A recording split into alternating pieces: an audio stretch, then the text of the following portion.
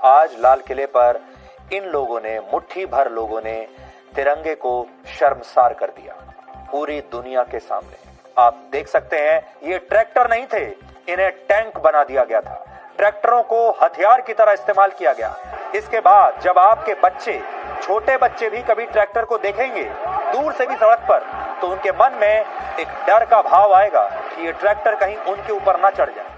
अपने कर्तव्यों को भूलकर ये सारे वो लोग हैं जो सिर्फ अधिकारों की मांग कर रहे हैं, और इनका जवाब भी भारत के नागरिक ही दे सकते हैं, यानी आप लोग ही दे सकते हैं। तिरंगे के 3 रंग, केसरिया रंग में भरी शक्ति और साहस, सफेद रंग में लिपटी शांति और सच्चाई, हरे रंग में समाई इस मिट्टी की जरखेजी, प्रगति और अच्छाई, और बीच में कर्तव्य सिखाता अशोक चक्र।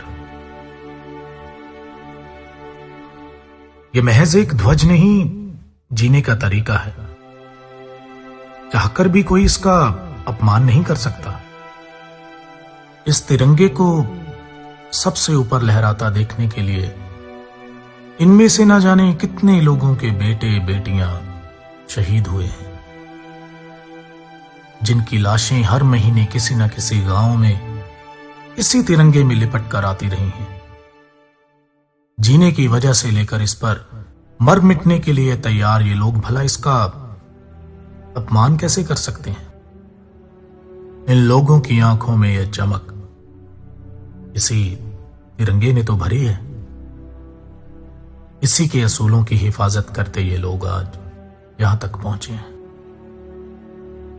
असल में ये लड़ाई शुरू ही इन असूलों की वजह से हुई। दुनिया का सबसे बड़ा लोकतंत्र भारत, जिसके गणतंत्र दिवस पर ये किसान अपने हकों की लड़ाई में शांतमयी परेड निकाल रहे हैं। 65 दिनों से दिल्ली की सड़कों पर लाखों की गिनती में बैठे ये किसान। इतने दिनों से ना तो कोई खराबी हुई और ना ही कोई तोड़फोड़, बल्कि आसपास के लोगों और बेजुबान जानवरों का पेट भी इन्हीं लोगों ने भरा। इस बात को नामंजूर नहीं किया जा सकता कि कुछ गरम ख्याली लोगों ने इस लहर की प्रतिष्ठा और आबरू को नजरअंदाज करके इस आंदोलन के विपरीत लोगों को समर्थन जरूर दिया है। मगर सवाल तो यह है कि यह सब आज ही के दिन क्यों? क्या सरकार इस बात को जानती नहीं थी या जानबूझकर इस बात का इंतजार कर रही थी कि कुछ ऐसा हो और इस लड़ाई में बाधा डाली जा सके? और जरा सोचिए, इस सब का फायदा किसको होगा? क्या किसान खुद चाहेंगे कि लोग इस लहर से टूट जाएं? क्या वो चाहेंगे कि जो ये सरकार ढूंढ रही है वो थाली में परोस के दे दिया जाए? इन सब चीजों का नुकसान इस आंदोलन को ही है, तो कोई भी भला अपना नुकसान खुद ही क्यों करेगा? इस बात को जरा सोचिए और समझिए।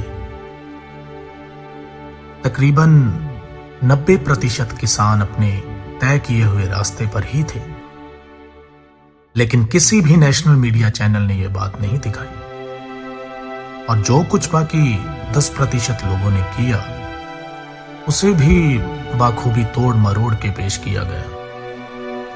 हिंसा, दंगे, फसाद,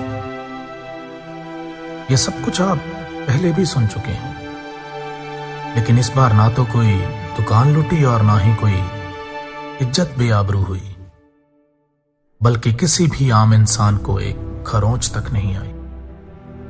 ज्यादातर टीवी चैनल्स की हेडलाइन ऐसी थी जैसे पहले से सोच के ही बनाई गई हो। किसी ने नहीं दिखाया कि कितने शांतिपूर्ण तरीके से दिल्ली की सड़कों पे लाखों की गिनती में ये किसान बिना किसी को नुकसान पहुंचाए तिरंगे के साथ किसानी झंडे पकड़कर अपनी हकों की आवाज और बुलंद कर रहे थे। सिर्फ एक तरफा कहानी देखकर अगर कोई अंदाजा ना लगाया जाए तो बेहतर है, लेकिन इस सब के बावजूद बदला तो कुछ नहीं।